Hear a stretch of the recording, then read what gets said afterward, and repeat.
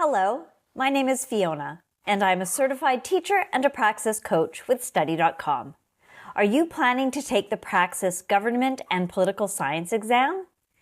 This is an exam for secondary teachers and is Praxis test code 5931.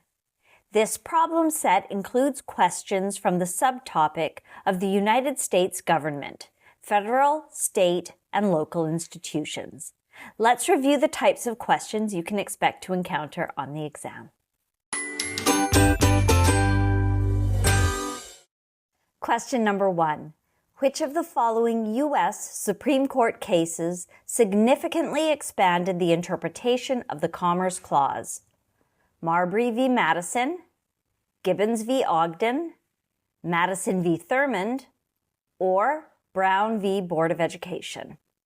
Marbury v. Madison established the principle of judicial review, so that is not correct. Brown v. Board of Education dealt with school desegregation, so we can also eliminate that. Madison v. Thurmond is not a recognized Supreme Court case, so that is not correct. The correct answer is Gibbons v. Ogden, which significantly expanded the interpretation of the Commerce Clause by granting Congress the power to regulate interstate commerce. Question number 2. Which of the following best describes the role of a conference report in the legislative process? It is a recommendation for how to vote on the bill. It is the final version of a bill agreed upon by the conference committee. It is a summary of the debates surrounding the passage of the bill, or it is a record of who voted for and against the bill. A recommendation for voting on a bill is not the purpose of a conference report, so let's eliminate that. Summarizing debates is not the function either.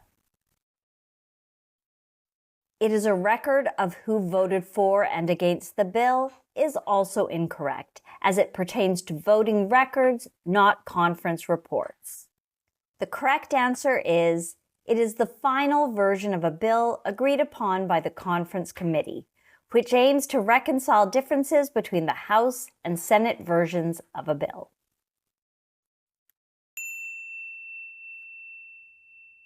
Question number 3. Which of the following branches of government is responsible for interpreting the Constitution? The judicial branch, the executive branch, the administrative branch, or the legislative branch?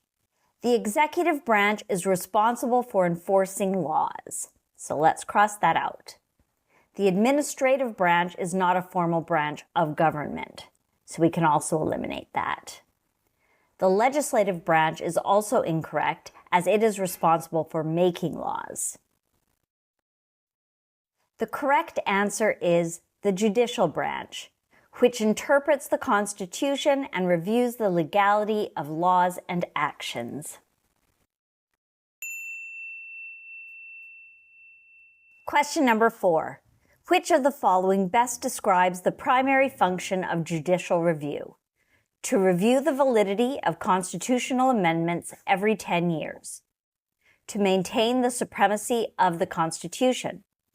To ensure judicial appointments are qualified to hold their positions, or to modernize the Constitution in accordance with societal changes. Reviewing amendments on a fixed schedule and ensuring judicial qualifications are not the main purposes of judicial review.